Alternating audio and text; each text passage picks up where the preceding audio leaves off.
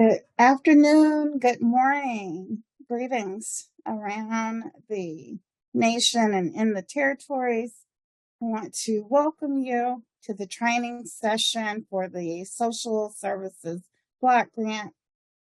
This presentation will provide an overview of the requirements for the Post-Expenditure Report, a product that's due annually of all the states and territories. I see we have a few folks who are still joining us.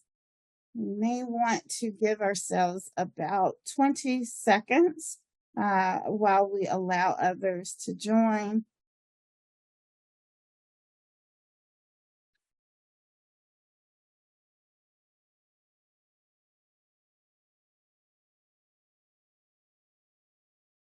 I think we have a critical mass. At this time, we want to give you an opportunity to meet the members of the Social Services Block Grant Federal and Contract Support Team. The team members will introduce themselves, tell you the states and territories for which they have responsibilities, and we invite the states and territories to please join along when your specialist is introduced and enter your name and your state or territory as greetings in the chat function. I am Dr. Yolanda Butler, and I am a senior advisor in the Office of Community Services, and I work with the Social Services Block Grant Program. I'm going to turn it to my colleague, Janelle. Thank you, Yolanda. Hello, my name is Janelle George. I am the OCS Deputy Director and also serving as the Acting Director of the Division of Social Services where the SSBG program is administered. I'll now pass it to Josetta. Good afternoon, everyone. I'm Josetta Alexander, and I'm the newest member of the SSBG team. I'm transitioning from the Community Services Block Grant, or CSBG, within OCS, and I will serve as the SSBG Program Specialist for Region 3, which includes Delaware, DC, Maryland, Pennsylvania, Virginia, and West Virginia, as well as Region 8, which includes Colorado, Montana, North Dakota, South Dakota, Utah, and Wyoming. I look forward to working with you. I'll pass it on to Josiah. Hey team, I'm having some camera difficulties today, so unfortunately you can't see me, but I'm Program Specialist Saya Stanton Brooks, and I help out with Regions 1, 6, and 7. These include states Connecticut, Maine, Massachusetts, New Hampshire, Rhode Island, Vermont, Arkansas, Louisiana, New Mexico, Oklahoma, Texas, Iowa, Kansas, Missouri, and Nebraska. It's good to meet you all. I'll pass it along to my next colleague. Hello, everyone. My name is Ollie Richards. I am the Program Specialist for Region 10, which includes the states of Alaska, Idaho, Oregon, and Washington. And I will pass it to Carlos. Hi, everyone. My name is Carlos, and I am a Program Specialist with the Low Income Household Water Assistance Program and also SSBG. I oversee Regions 2, which is New York, New Jersey, Puerto Rico, and the U.S. Virgin Islands, and Region 4, which is Alabama, Florida, Georgia, Kentucky, Mississippi, North Carolina, South Carolina, and Tennessee. And I will pass it to Hannah. Hello, everyone. My name is Hannah, and I am the SSBG Program Specialist for Region 5, which includes the states of Illinois, Indiana, Michigan, Minnesota, Ohio, and Wisconsin, as well as Region 9, which includes the states of Arizona, California, Hawaii, Nevada, and the territories of American Samoa, Guam, and the Northern Mariana Islands. And I'm going to pass it along to Zach. Hello, everyone. My name is Zach Eckstein, and I am the Project Director at WRMA for our SSBG Data and Technical Support contract. So we maintain the ssbgportal.net website where you go to submit your pre- and post-expenditure reports.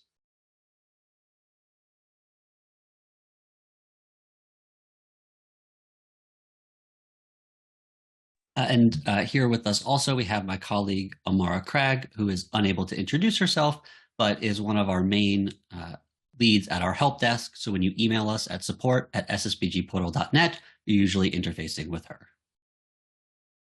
Wonderful. Thank you, everyone, for introducing yourselves. It was great to see all of the names in the chat as you introduced yourself for everyone as well. The agenda for today's discussion is provided here for your information. We'll provide some general background about the office, where the Social Services Block Grant or SSBG is located. We'll give a broad overview of SSBG. We'll present the service categories for SSBG, clarify the purpose of the pre-expenditure report versus the post-expenditure report. We'll highlight the info that should be included in the post-expenditure report. We'll have Zach demo the SSBG portal access, and we'll provide some tips that you should use as you quality check your document prior to submission. And lastly, we'll answer any questions that you may have submitted to us in the Q&A section. And at this time, next slide, I'm going to turn over to my colleague, Josetta Alexander, who will talk to you a little bit more about what to expect today. Thank you. Thank you, Dr. Butler. The purpose of today's webinar is to provide training on the post-expenditure report, which is a required component to be submitted to the federal office by all states and territories. The report is due on March 30th, which this year falls on a Saturday. Therefore, we recommend that you submit the day before, which is Friday, March 29th. As we go along through this presentation, please do not hesitate to submit your questions in the Q&A function. You can use the chat function for general comments.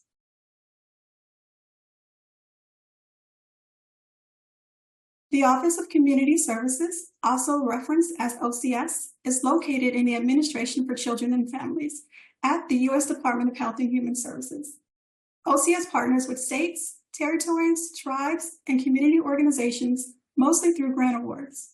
OCS has several programs, including the Social Services Block Grant, also known as SSBG, which is designed to address the causes and impact of poverty. Today's training is a standalone training for the report due by March 30th. In the coming months, our office will launch a comprehensive SSBG training series for all our states and territory partners. So let's start by defining SSBG. SSBG is a federal grant program that awards grants to states and territories via formulas based on population. Grants may be flexibly used by states for a wide range of services and activities for children, youth, adults, seniors, and individuals with disabilities. Thank you. I will now pass it to Josiah, who will present on the service categories. Thank you. Thank you, Josetta. There are 29 categories of services that are listed in law and defined in regulations or federal policies. We will look at those specific services and their umbrella groupings in the next slide. Of these services and activities, for child well-being, such as child protective services, to older adults and individuals with disabilities, congregate meals, or child care support, each state and each territory has the ability to design their own program. States determine the specific population to serve, the amount of grant funds dedicated to each service, and the proportions set. There is no federal mandate that tells the state how to design their program in this manner. As an example, if Florida has a large population of older adults and wants to dedicate a bulk of their SSBG services to this population, it is that state's discretion to identify the local needs, make their SSBG plan available for public input, and implement their individual use of SSBG. If you have any questions, feel free to add it to the chat and we will answer it at the end. Next slide, please. In this slide, you will see 28 defined service groups together under related activities called high-level service areas and plus others. The high-level service areas aid in describing how SSBG funds are used in our annual report and other policy data, which includes child welfare, youth at risk, daycare, children or child care, health and well-being, self-sufficiency, services to the disabled, services to vulnerable and older adults, and other support services. Grant recipients also separately report administrative costs. The graphic in this presentation simply groups the 29 service categories into similar or like services. Your reports are not grouped using high-level service areas, but use the individual service categories. These groupings are simply to analyze the annual data. Next slide, please.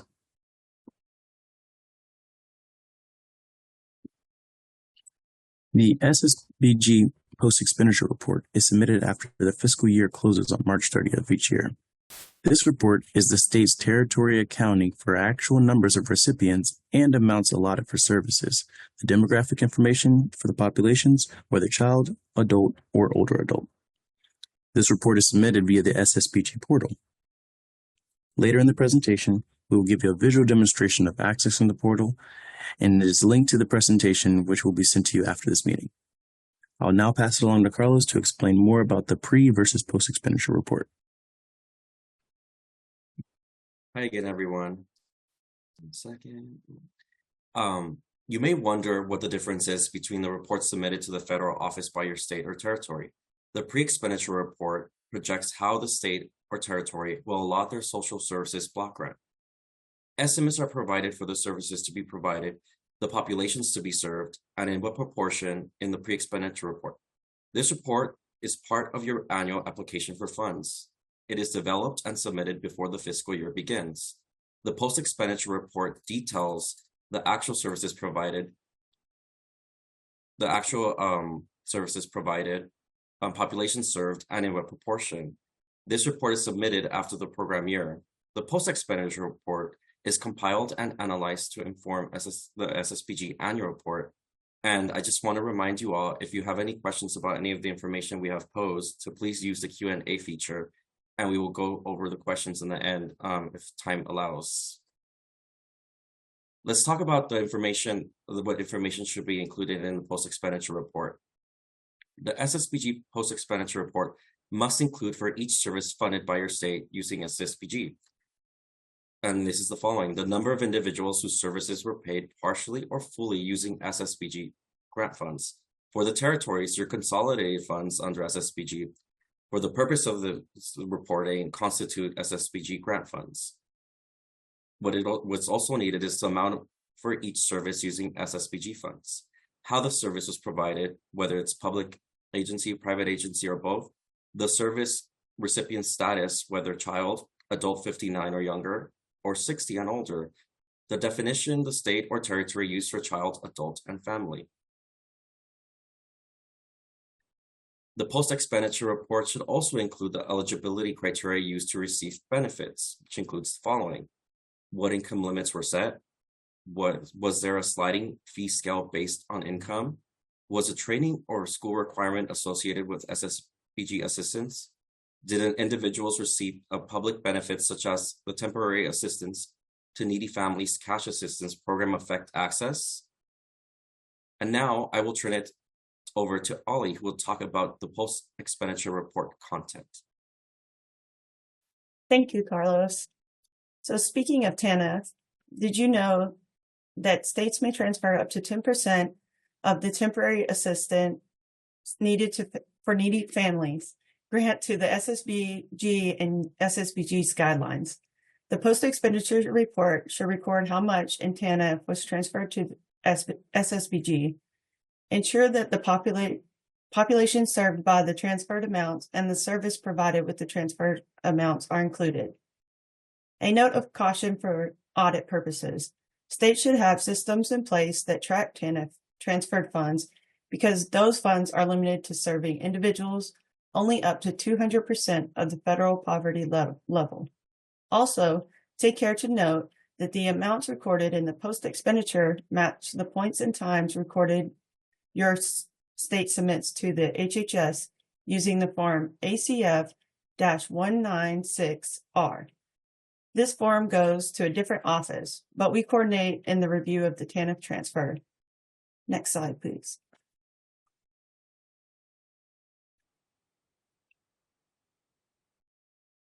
The post-expenditure should identify any amounts carried over both from the fiscal year prior to the one reported and from the year of the report to the current year.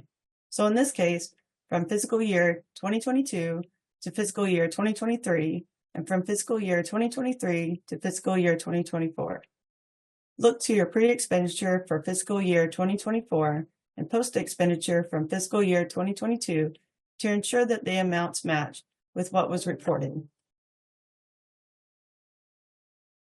And if there is any discrepancy, include any explanation as to why.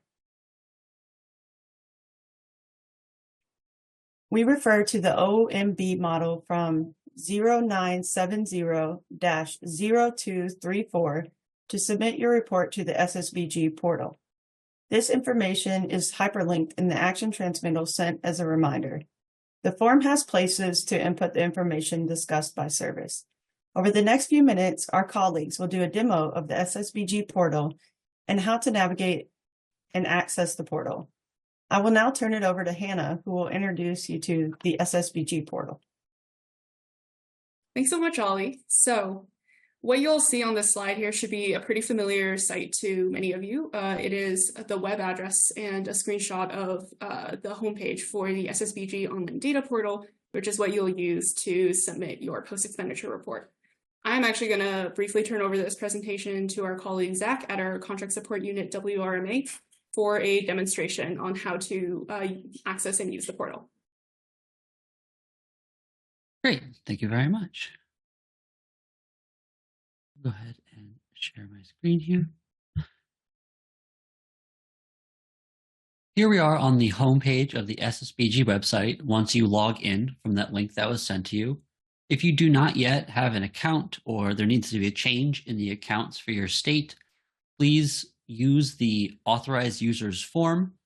You can get that through the resources or simply email support@ssbgportal.net and we'll send that form to you.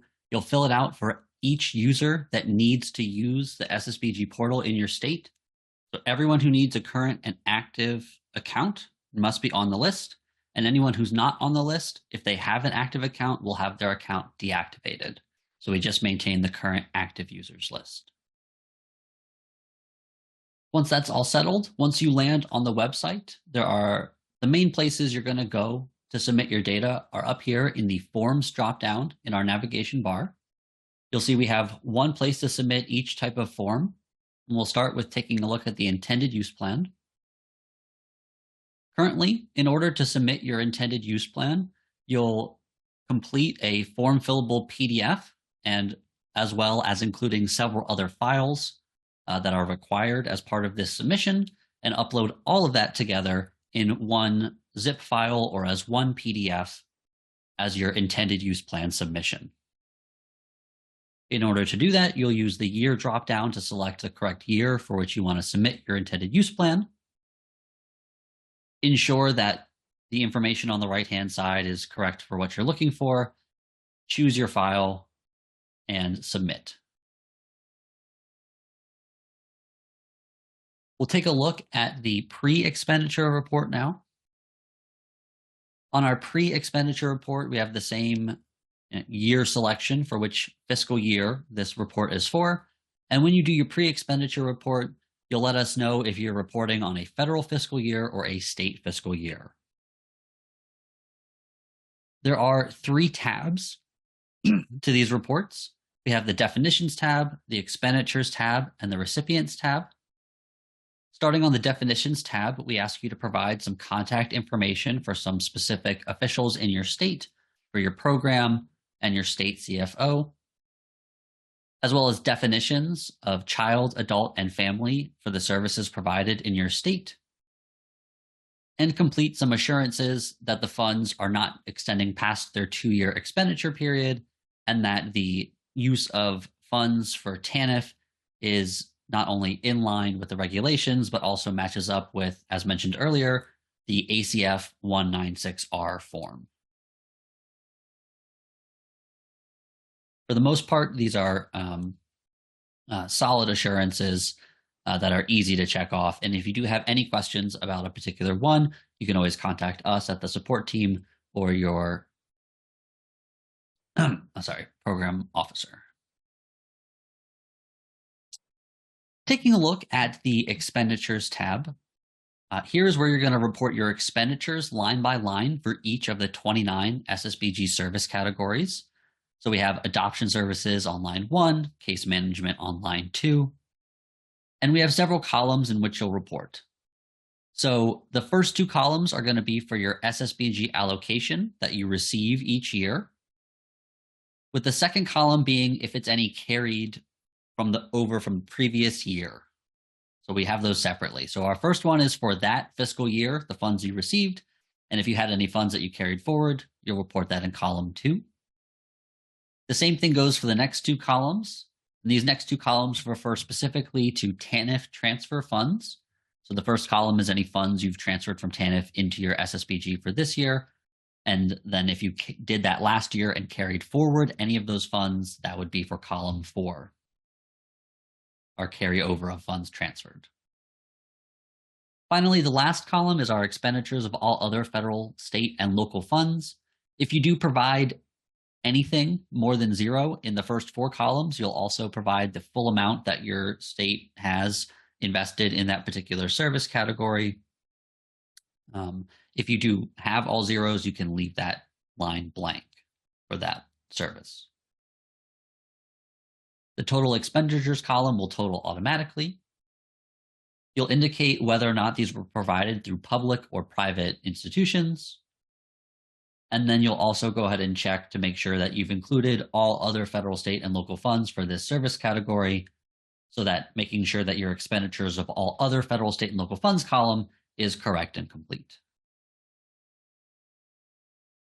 Down at the bottom, we have a few automatic sum columns, a row for administrative costs, and a space in row 34 for your funds to be carried forward.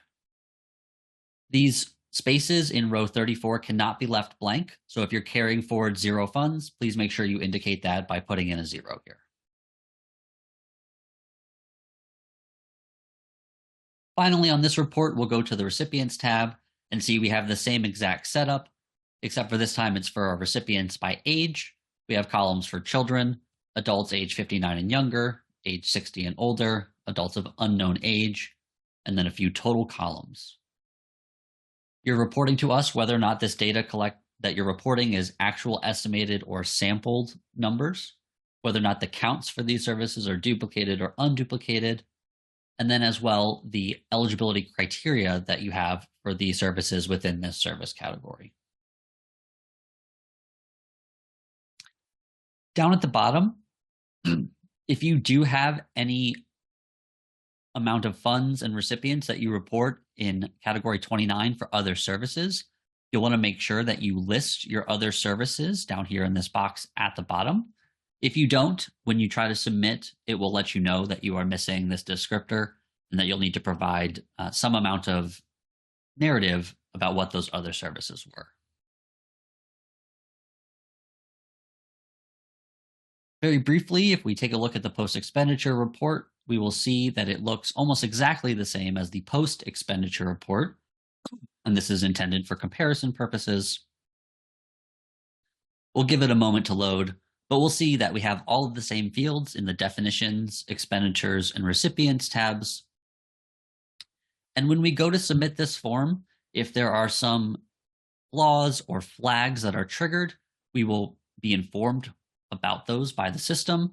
We'll have a new tab that will be labeled validations that may have some questions about the number of recipients, or if there's a very low dollar per recipient amount, just to give some sort of narrative about those items, and then you'll be able to complete your submission for review to your OCS specialist.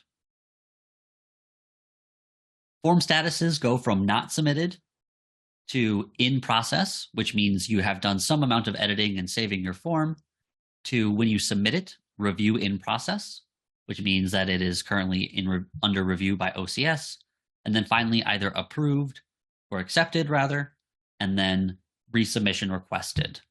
If your form is resubmission requested, you'll get an email about it automatically from the system, but you'll also be reached out to by your program specialist, who will let you know what issues they may have found with your report and what they'd like corrected or changed, or what they may have questions about. The last thing that I'll point you to is 2 places. Number 1 is going to be our resources dropdown in our navigation bar.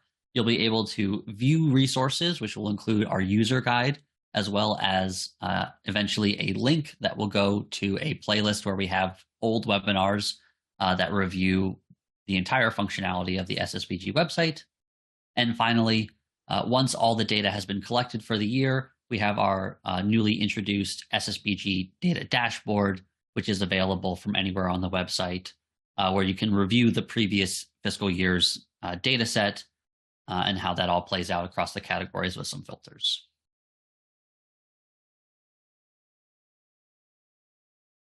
If there's any questions, I'll be happy to go ahead and answer those about the portal specifically, but at this time, I'll go ahead and hand it back over to the OCS team.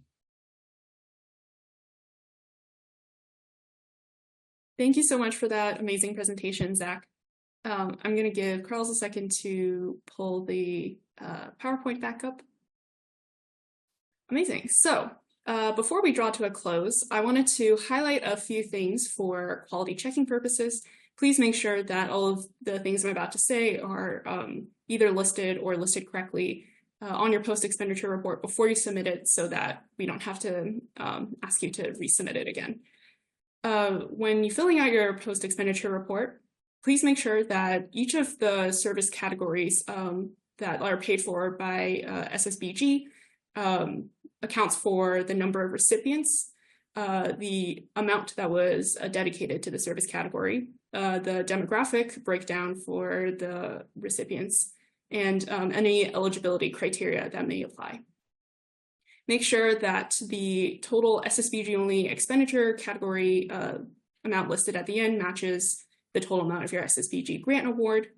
And if you made use of the TANF transfer, please make sure that the total amount of the TANF transfer plus the SSBG award equals the total SSBG expenditure. For the territories, please make sure that you list the consolidated grants and programs and any amounts that apply to those. And also make sure that your carryover information is listed correctly on the post-expenditure report. Namely, make sure that the carryover amount used in this fiscal year that was carried over from the previous fiscal year matches both what is listed in the pre-expenditure report that you filled out earlier for this fiscal year, as well as the post-expenditure report that was filed in the previous year that should list the amount that was carried over from the previous fiscal year into this year. Sorry, that might have been a little bit of a roundabout way of saying that. Just make sure that the carryover numbers match from this post-expenditure report, your pre-expenditure report from this year, and the post-expenditure report from the previous fiscal year. And finally, if the SSBG point of contact has changed for your state or territory, please get in touch with your program specialist to let them know. And finally, on this slide are some key websites and email addresses for you. In case you don't have them recorded already, please take a second to write these down. Ideally, all of you would know who your program specialist is and how to get in touch with them. But if there's any uncertainty as to who your specialist is or how to reach out to them, please do not hesitate to look at the SSBG website or reach out to ssbg@acf.hhs.gov for inquiries regarding that matter. Next slide, please.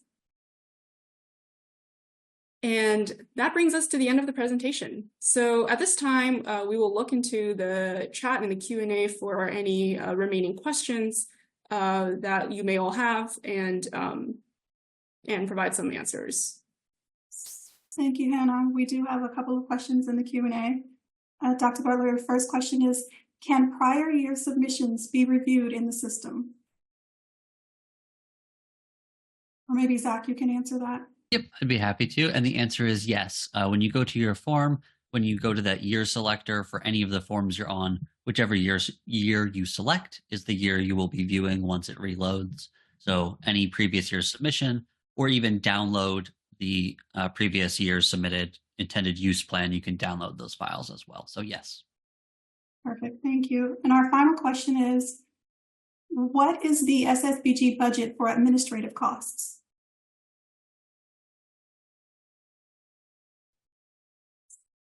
Hello. So there is no preset required budget for administrative costs. However, there is a recommended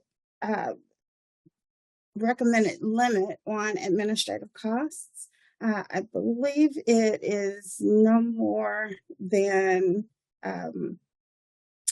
currently it's no more than, I believe, about 4 to 6% for administrative costs, but allow me to confirm that after, and I will send out a note about the administrative cost limits. It's not a mandatory limit, of course, but it is associated with our performance measures for the social services block grant. And all of the questions and the answers will be shared with you for your information, as I'm sure other individuals may have some issues or questions and could benefit from the answers that are shared. And Yolanda, sorry, this is Janelle. I do just want to point out for everyone, if you click on the Q&A tab, there you can click on the tab that says answered, and you will see the responses that SSBG has provided for some of the other questions that came from your colleagues. So one of our colleagues, your colleagues, actually pointed out that it was 9%. I thought that we were making some adjustments to that in our budget documents, and that's why I wanted to check. I know that the official performance measure when it was established was no more than 9% as administrative costs, but consistently over the last several years, most of the states have been spending no more than around 4%, which is phenomenal for administrative costs and dedicating most of your resources for services. So thank you for that assistance. If you have any additional questions, feel free to follow up with us after this webinar, and we will be certain to provide answers. You may reach out to us via your individual analyst or via ssbg@acf.hhs.gov.